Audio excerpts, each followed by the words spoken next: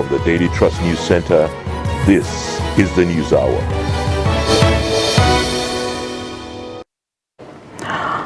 On News Hour tonight, APC unveils chosen speaker, deputy to new members-elect as key contenders kick and form a united front. Several feared dead, others still missing in Zamfara boat mishap. Court says NBC lacks powers to impose fines on broadcast stations. Tunisia launches investigation after several killed in shooting near synagogue.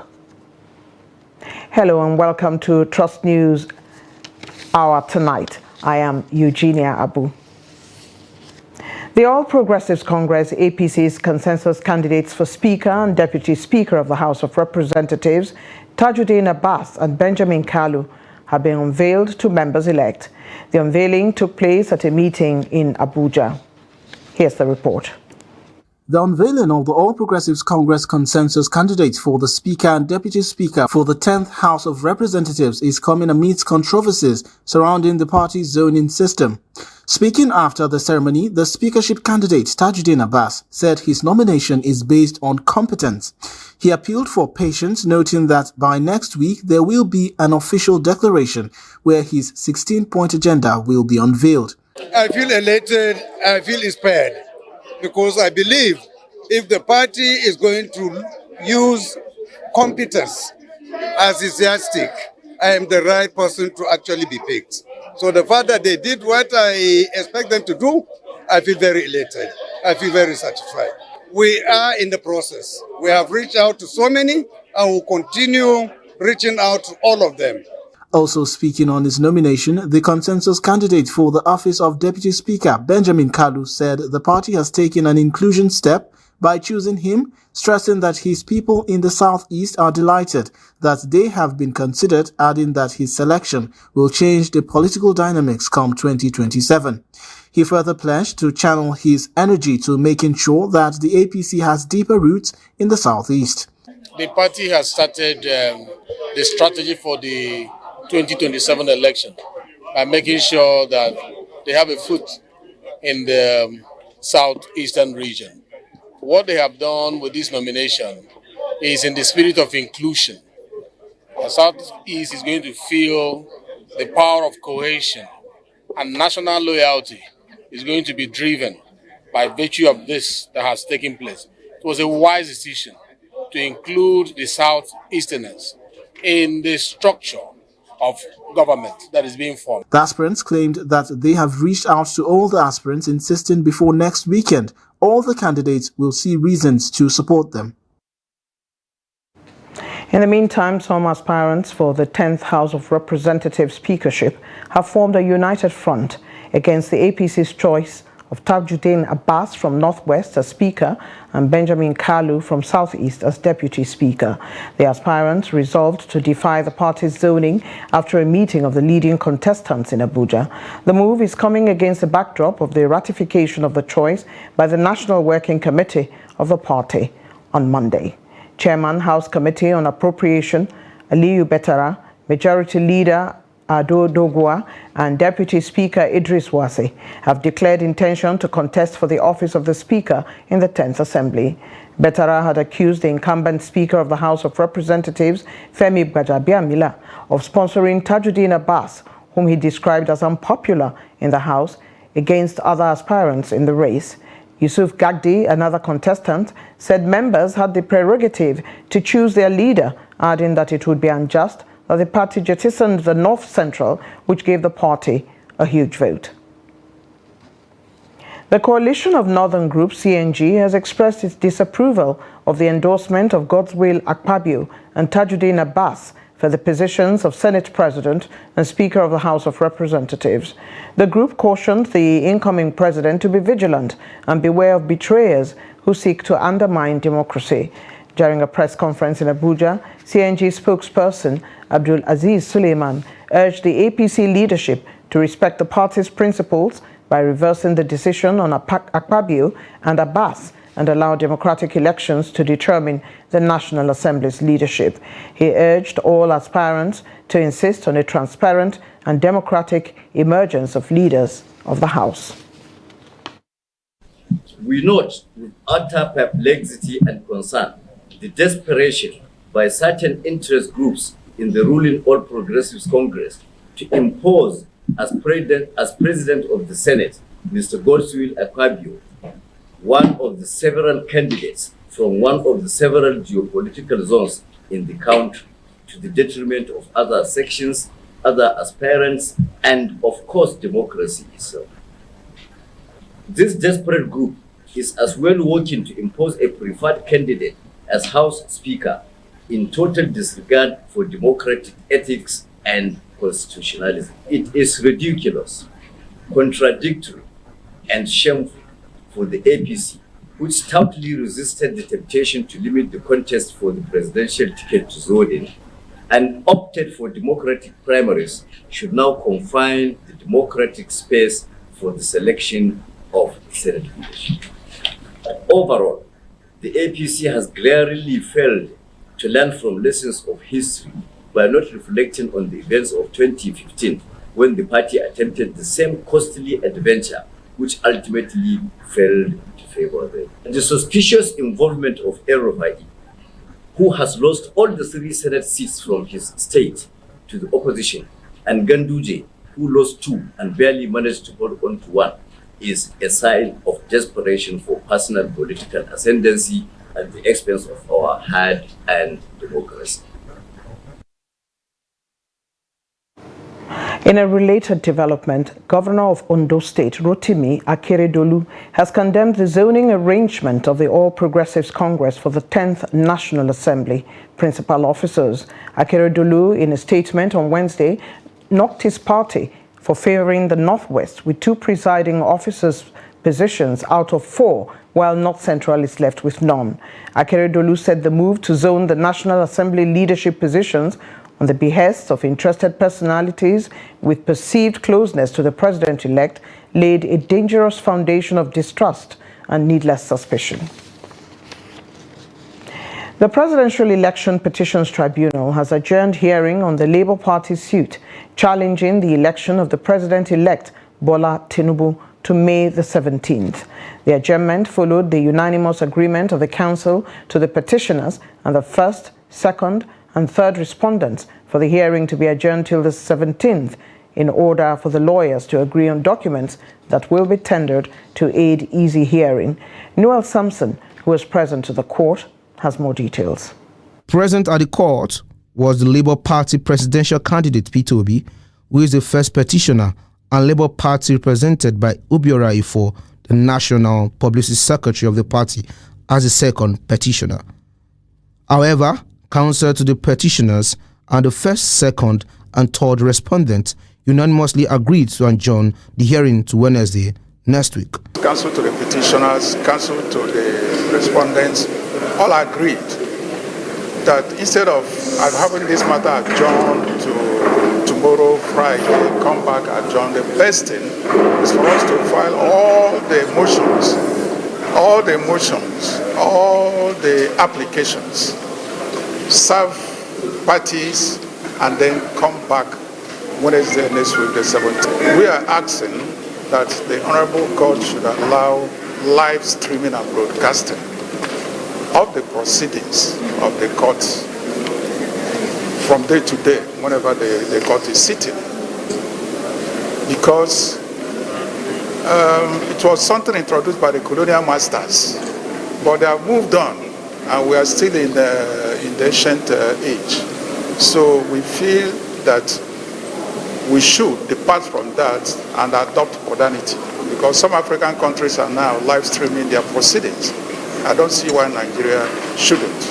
So that was why we filed this application, so that it would be just a matter of you hanging out here. You can come in if the court allows it, if the court grants it. And if some of you, as much as the court can accommodate, will come in with your cameras and be filming the proceedings in real time. Meanwhile, earlier in the morning, a group of young Nigerians gathered close to the appeal court where the Presidential Election Petition Tribunal hearing is holding to show support for the judges involved and to stand against those trying to intimidate them. I'm happy that they have all come to the court. The roads are free. But if we see anybody on the road trying to intimidate judges, we'll confront them. It's our country. Nigerians are hopeful that the outcome of the court proceedings will reflect the will of the people as represented in the February 25th ballot. Noel Samson, Trust TV News, Abuja. President-elect Bola Ahmed Tinubu on Wednesday afternoon left Nigeria for Europe on a working visit. A statement from his media aide Tunde Rahman said Tinubu will use the opportunity of the trip to fine-tune the transition plans and programs and his policy options with some of his key aides without unnecessary pressures and distractions. The statement said during the visit, the president-elect will engage with investors and other key allies with the goal of marketing investment opportunities in the country and its administration's readiness to enable a business-friendly climate through policies and regulations. It adds that Tinubu hopes to convince Europe's business community of Nigeria's readiness to do business under his leadership through mutually beneficial partnerships premised on job creation and skills acquisition. Before he left the country, the president-elect met with the House of Representatives candidates for Speaker and Deputy Speaker endorsed by his party, the All Progressives Congress, Tajuddin Abbas and Benjamin Kalu, who were presented to him by a joint task team of the House. Meanwhile, President Muhammadu Buhari will stay in London for dental treatment. The president has been in the United Kingdom since last week for the coronation of King Charles III, but decided to extend his stay by a week at the instance of his dentist, who has already started attending to him. He was scheduled to return to Nigeria this week, but will now stay on. Special advisor to the president on media and publicity, Femi Adesina, in a statement, said the specialist requires to see the president in another 5 days for a procedure that has already commenced. The president's extended stay has sparked criticism from some at home, where many believe that he should prioritize domestic issues, including its security challenges. Since coming to office in 2015, President Buhari has traveled to the UK on several occasions for undisclosed medical reasons. He is scheduled to hand over to President-elect Bola Tinubu on May the 29th. An unspecified number of children are said to have died in Gusau, the Zamfara state capital, in a boat mishap when the victims were returning from where they went to look for water. According to relatives of the victims, the recent water scarcity that has made vendors increase the price per jerrycan has forced residents to go the extra mile in search of water. Here's that report. Last Sunday was a black day for residents of Tulekawa community in Gusau local government area of the state, as they lost an unspecified number of their children to death in the boat mishap when they were returning home from where they have gone to look for water for domestic use. Though some witness accounts said 7 dead bodies were recovered, others said the number of those who lost their lives in the incident were more than 7. Muhammad Yusuf lost 2 of his children, a daughter identified as Zainab, a 17-year-old whose dowry has been paid and a wedding fixed after next Salah celebration, and a 12-year-old son, Aliyu. He said he was devastated over the harrowing incident that happened to his children as a result of lack of water for domestic use. He wants the state government to address the problem of perennial shortage of water in Gusau metropolis to avert this kind of situation, saying that it was because their children went far away to place to look for water that the tragedy befell them.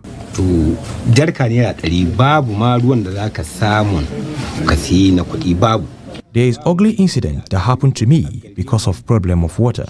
These are community, even water vendors do not have water that one can buy. Even with your own money, you can't get water to buy. No borehole and not even well water.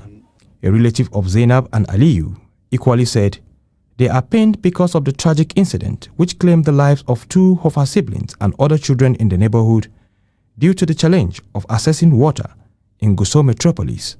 She lamented that they do not have well or borehole and called on the government to show empathy to them by providing borehole to the affected community so that they can access water with ease. Two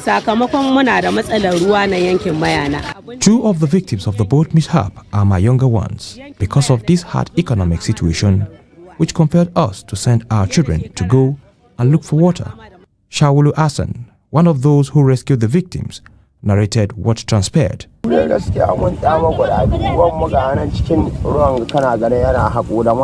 the boat, which was heavily loaded with load and people with water on their heads that resulted to it capsizing. When we noticed the boat capsize, we ran to help rescue the victims. We recovered 7 bodies and 6 persons alive.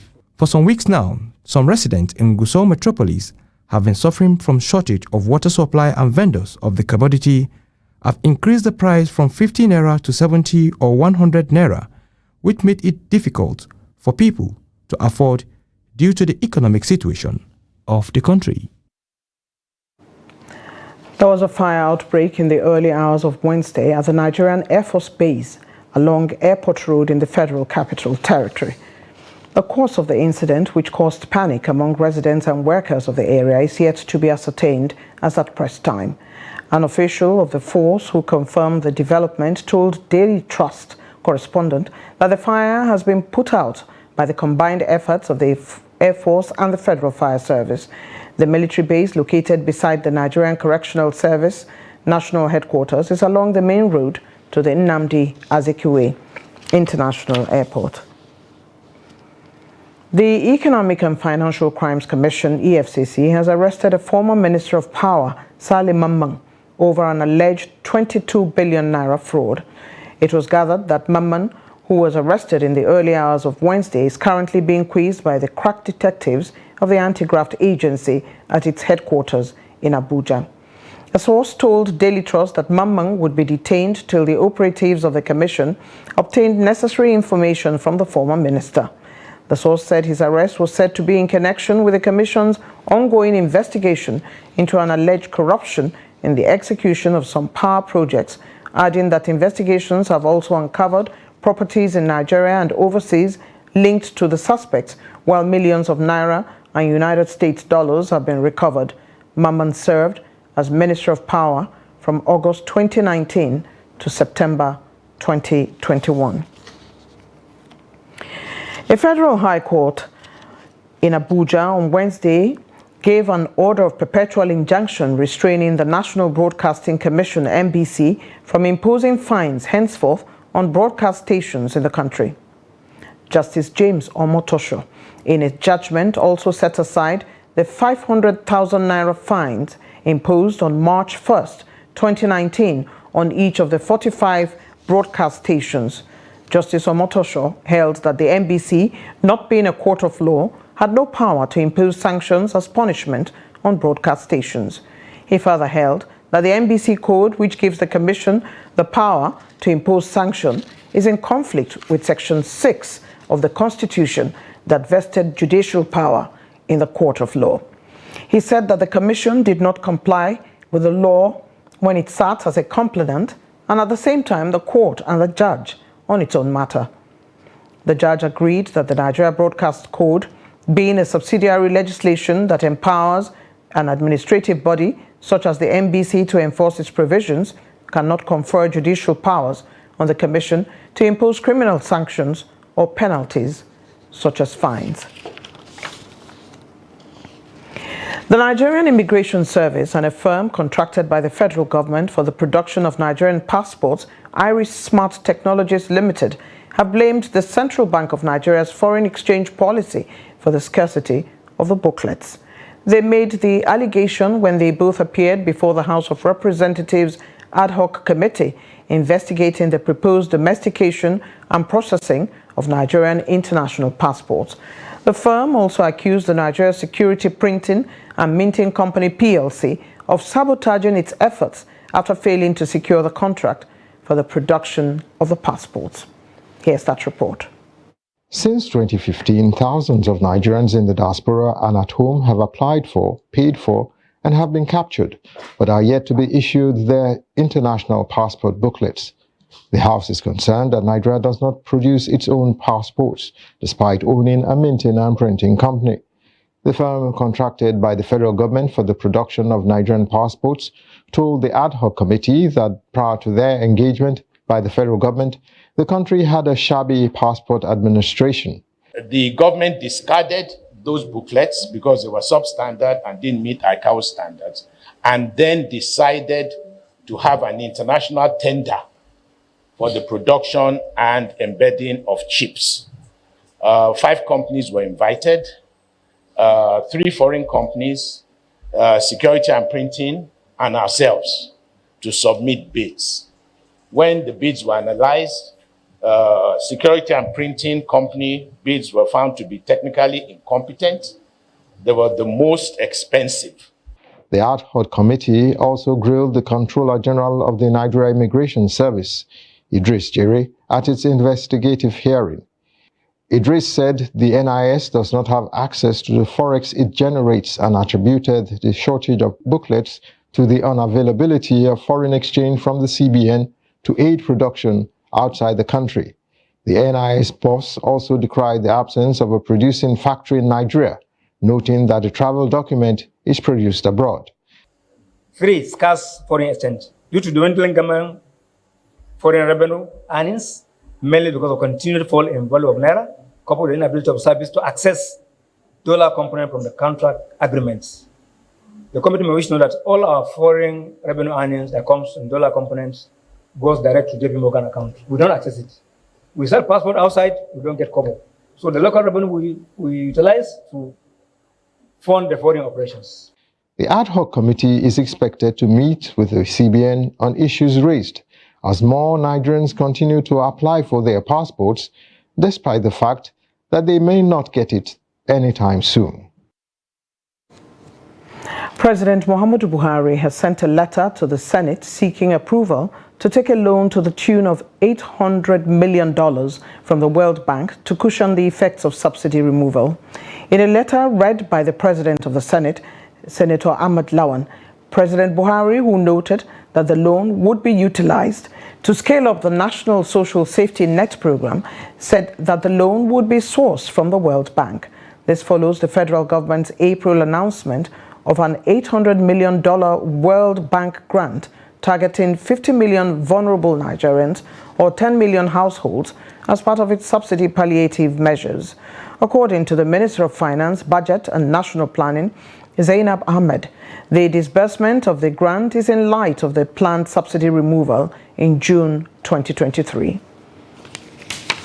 Approved an additional loan facility to the tune of USD 800 million to be secured from the World Bank for the National Social Safety Net program, and the need to request for your consideration and approval to ensure early implementation. Copy of fake extract attached. The Senate may wish to know that the program is intended to expand coverage of shock responsive safety net support among the poor and vulnerable Nigerians.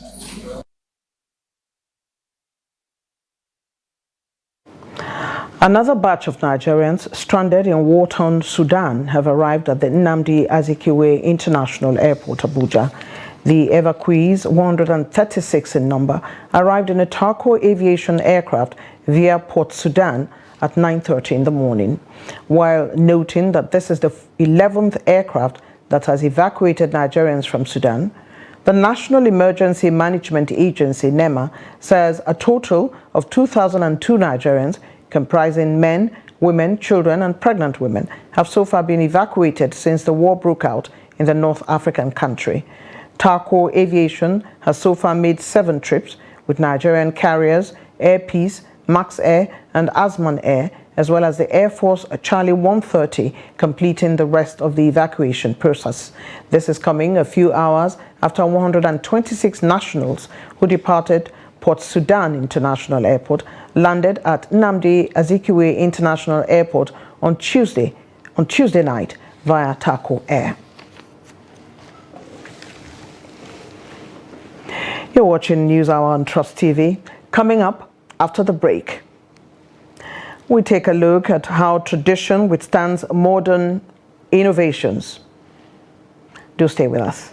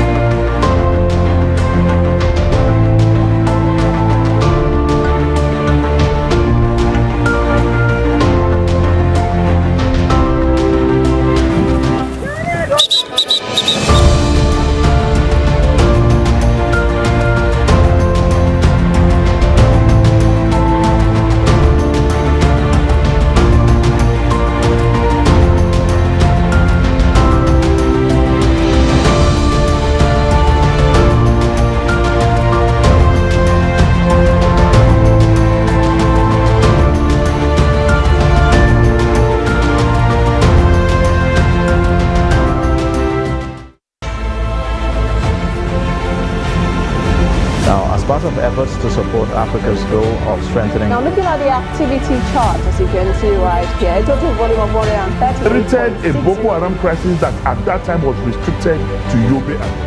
How secure are they? You can see security men with blood. This is the road leading up to the... Already, if you look at English squad, you are looking at EPL, you are looking at their names. You are not looking at...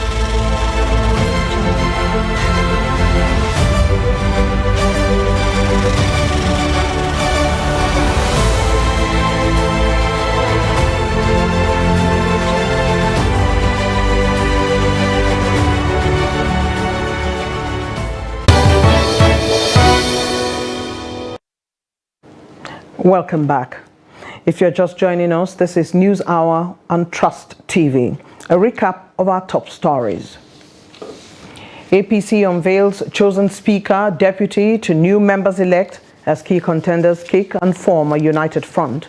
And several feared dead, others still missing in Zamfara boat mishap.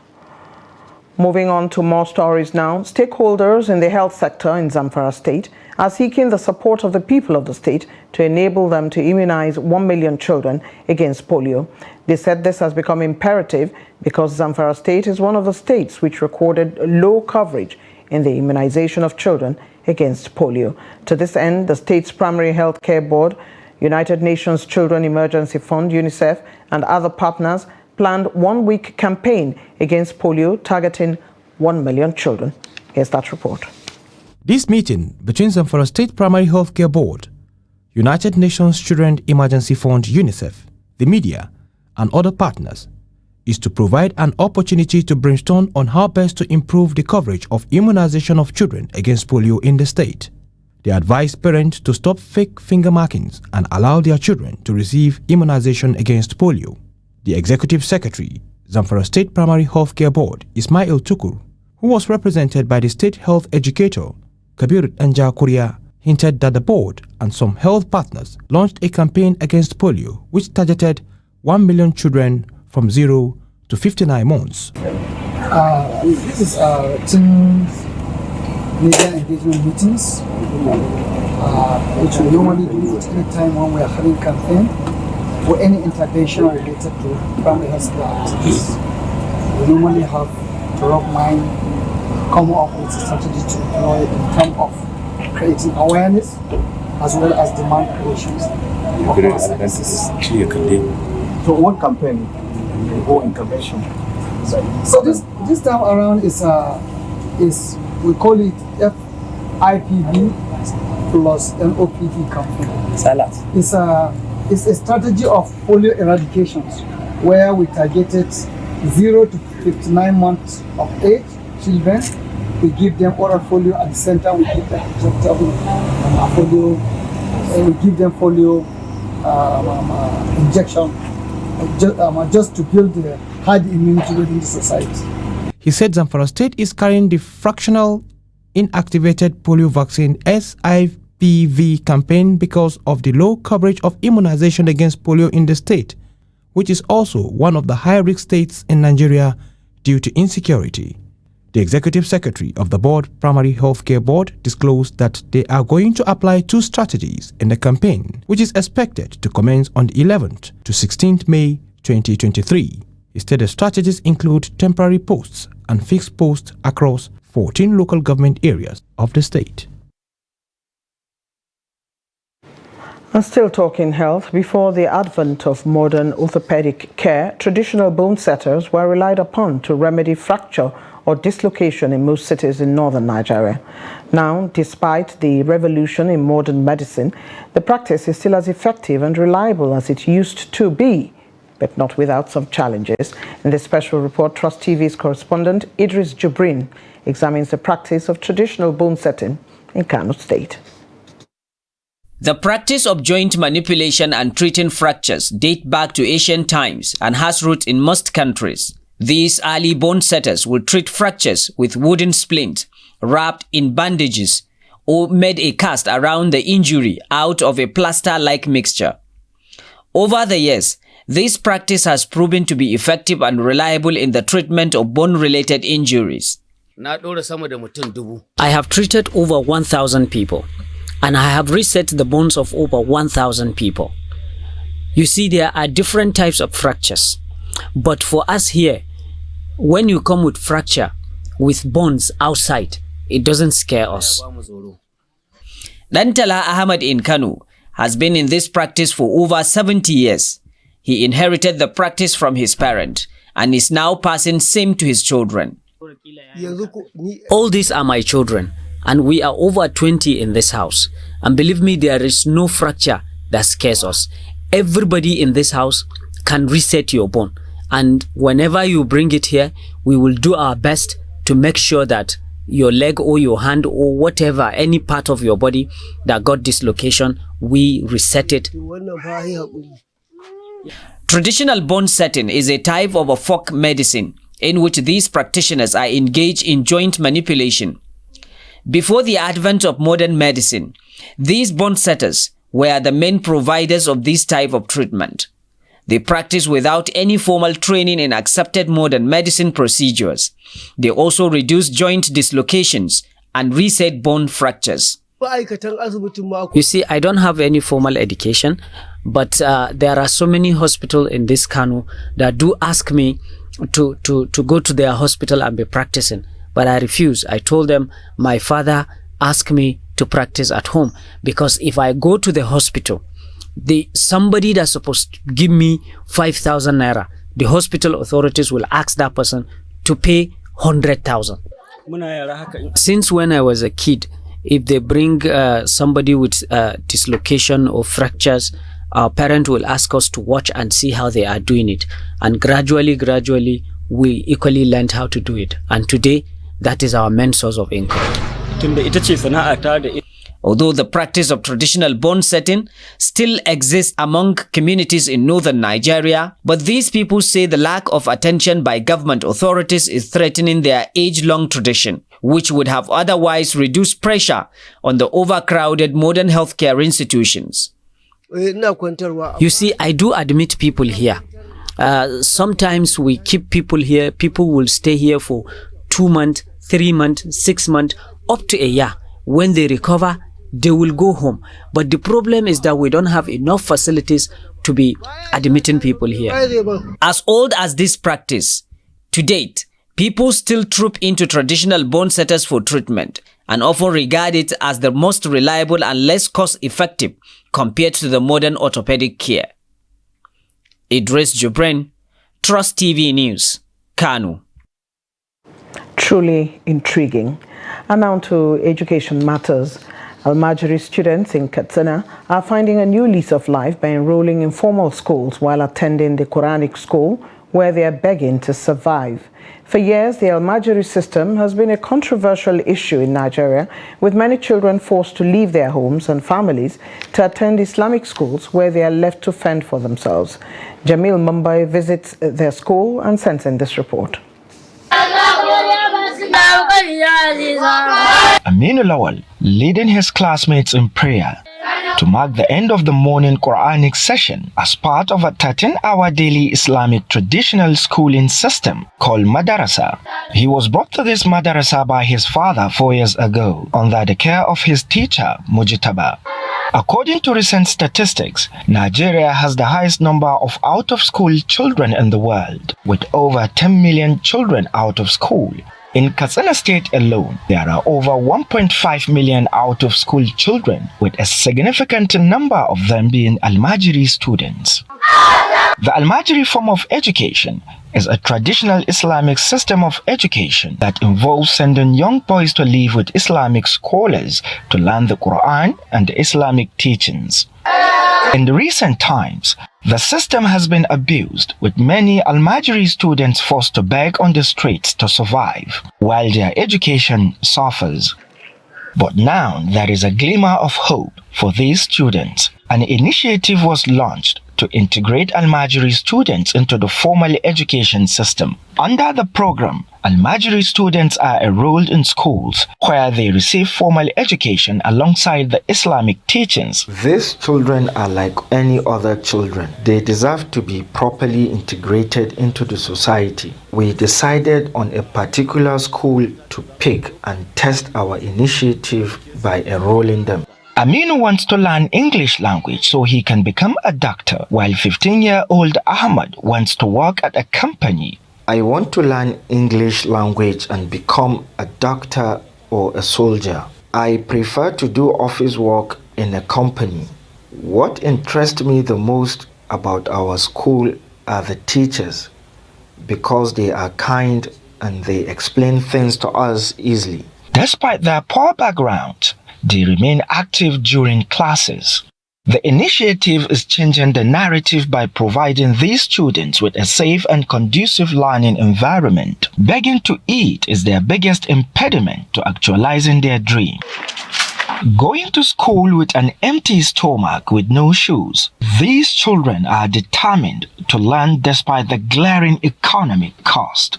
Jamilu Mabai, reporting for Trust TV News, Katsina.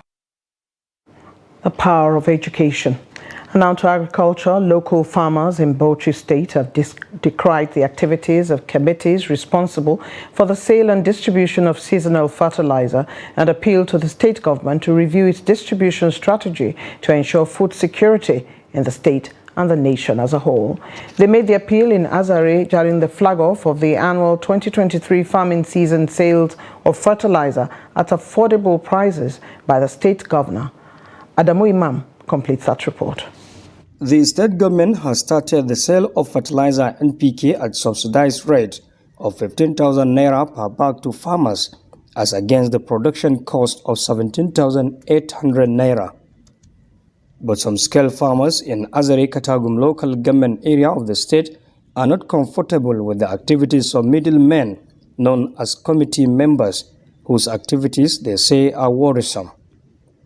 They appealed to the state government to sell the commodity directly to the farmers.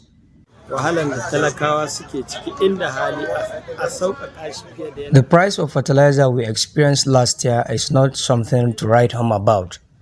The sale and distribution.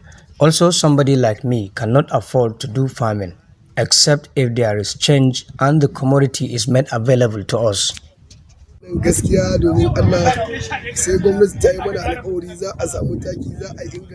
Government usually makes a lot of promises that the fertilizer will be available. We will, however, be shortchanged. Even with our money, we hardly get it. We always add something on top of government-approved price. So now we are praying for the governor to have a rethink on this matter.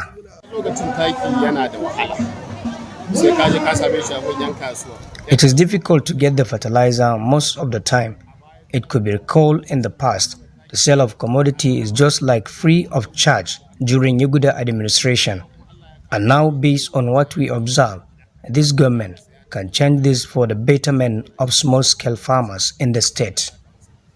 However, the state governor, Bala Mohammed, during the launching, said his administration is making effort to diversify the economy of the state to ensure food security and ensure that the agricultural sector will continue to receive the priority it deserves. He also cautioned against planting in flood-prone areas to avoid falling victims of flooding in this year's farming season. Highlights of the occasion was the display of improved seeds and seedlings, as well as distribution of farm tools to teeming farmers across the state. Adam Imam, Trust TV News, Bauchi. The police in Edo State have arrested officials of the Nigerian Navy and the Nigerian Correctional Service for alleged armed robbery and car snatching in the state. Parading the suspects in Benin on Tuesday, the State Police Public Relations Officer Chidi Nwabuzo said the suspects, Ibrahim Adamu and Abdullahi Abdul Wahab, were arrested in military uniforms in Ekpoma by operatives while acting on credible information. The suspects, he stated, attacked the driver of an unregistered Mercedes-Benz car in Sapele, Delta State, and snatched the car from him and also forced him to transfer 400,000 naira to their account. According to the police spokesman, the suspects were meant to take the car to Abuja and sell it when they were arrested by the police in Ekpoma, Edo State. Nwabuzo said the vehicle and military uniform were also recovered from the suspects. The suspects both confessed to the crimes. The Kwara State Command of the Nigerian Customs Service says it generated the sum of 3.5 billion naira as revenue in the first quarter of this year and also seized some prohibited items, including 451 bags of prohibited foreign rice during the period. The new Customs Area Controller for Kwara Command, Kehinde Ilesanmi, disclosed this while briefing journalists on the activities of the command in the first quarter of 2023 in Ilorin, the state capital. The area controller said the command made 23 seizures of different items during the period under review. The seizures made by the men of the command include 873 kegs of petroleum product of 25 liters amounting to 21,825 liters of PMS, 6 units of used vehicles, 451 bags of foreign parboiled rice, 23 bales of second-hand clothing, and 1 motorcycle used in conveying petroleum. The anti-smuggling measures put in place in the command have yielded astronomical successes of 23 seizures of different items. The cumulative duty paid value for all the above items is 34,797,020 naira. The command under my watch from January to March 2023, which is first quarter of the year 2023, have collected the sum of 3,566,997,587 naira 12 kobo.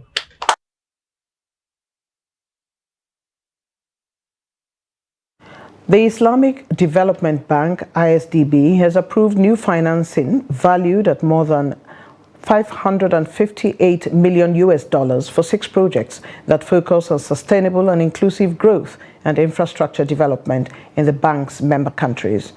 The approval came as part of the 2023 annual meetings of ISDB Group, which opened on Wednesday at the Ritz-Carlton, Jeddah, chaired by the ISDB President and Group Chairman, His Excellency Dr. Mohammed Al-Jasir. Salim Umar reports that under the project, the bank will construct 1,989 sustainable multi-storied housings with improved quality and necessary basic facilities. It will benefit a total of 70,632 lower and middle income people dwelling in rural and peri-urban areas in the countries, being implemented by the Bangladesh House Building Finance Corporation. ISDB will provide a financing contribution of 40 million euros, which is about $43.81 million to the electrification and development of the electrical connection project in the People's Republic of Burkina Faso. You're still watching News Hour on Trust TV. The news will continue shortly. Stay.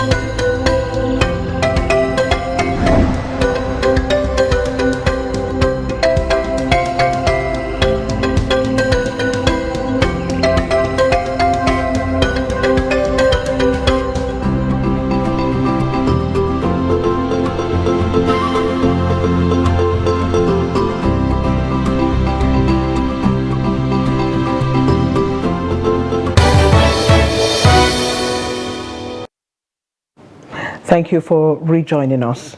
Time now to join Chiamaka Nwofo for the business news.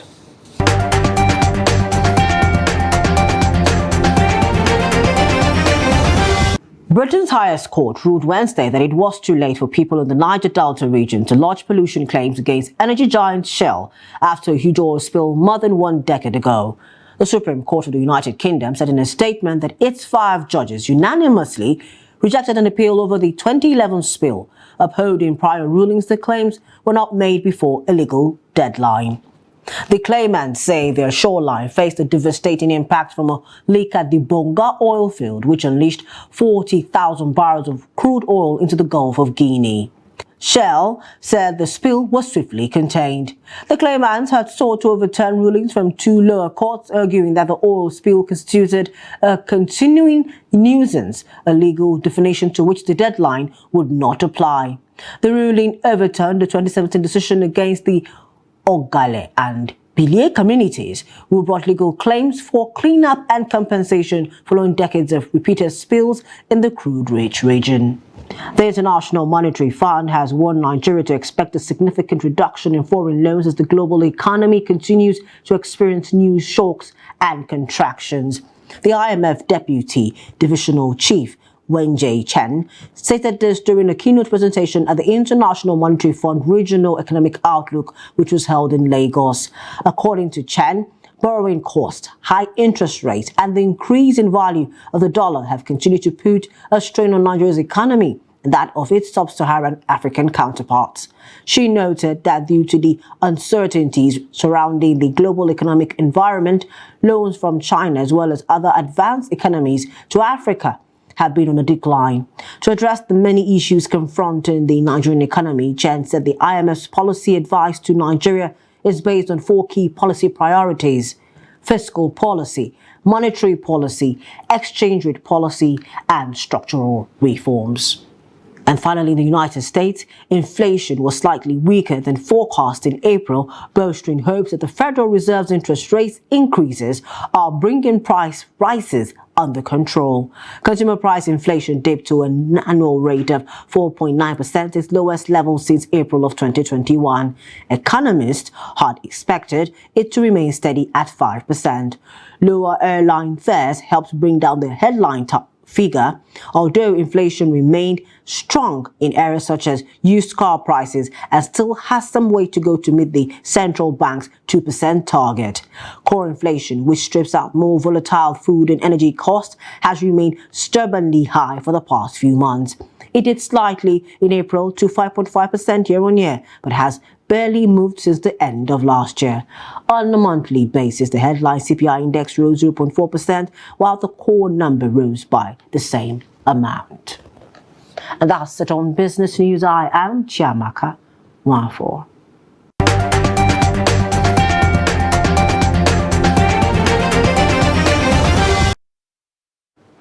And on the international scene, Tunisian authorities on Wednesday launched an investigation into a shooting spree by a police officer that claimed 5 lives and sparked mass panic during a Jewish pilgrimage at Africa's oldest synagogue. Security forces threw a tight cordon around the site on Jerba Island as officials probed whether Tuesday's shootings were a random killing spree or an anti-Semitic terrorist attack. The police officer first killed a colleague and took his ammunition, then went to the Griba synagogue and opened fire, sparking terror on the final day of the annual pilgrimage. Wearing his uniform and a bulletproof vest, he shot dead 2 visitors and injured 2 more. In the ensuing gun battle, he also wounded 6 police officers, 2 of whom later died, hospital sources said. The assailant was then shot dead himself, the Interior Ministry said, without identifying him.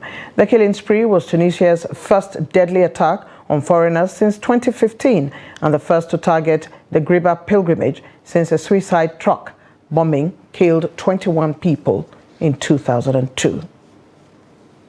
And now to sports, we join Adeni Ajishafe for the sports news.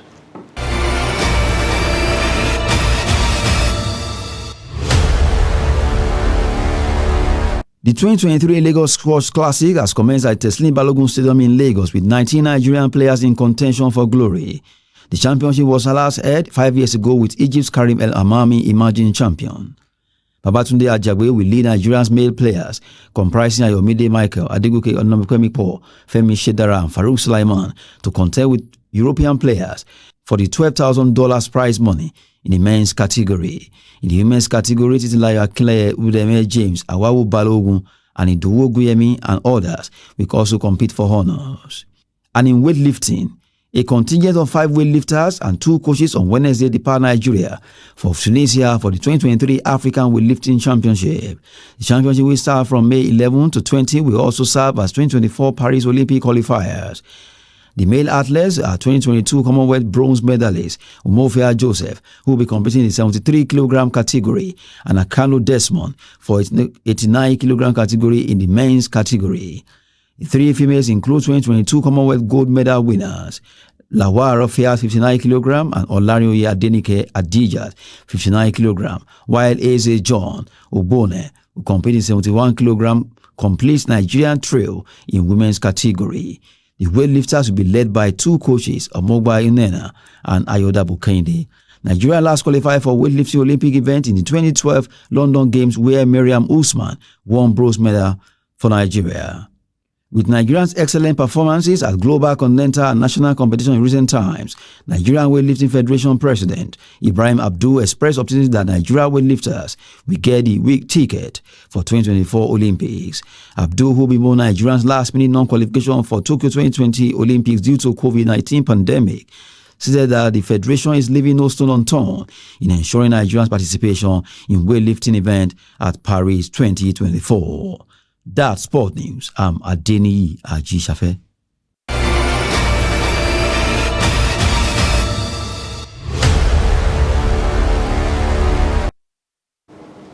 Thank you, Adeni. And with that, we have come to the end of Trust TV News Hour tonight.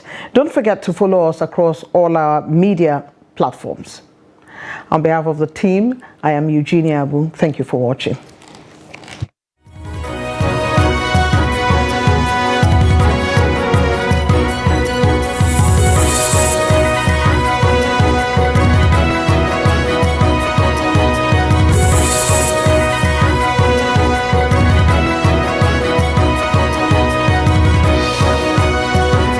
From the Daily Trust News Center, this is the News Hour.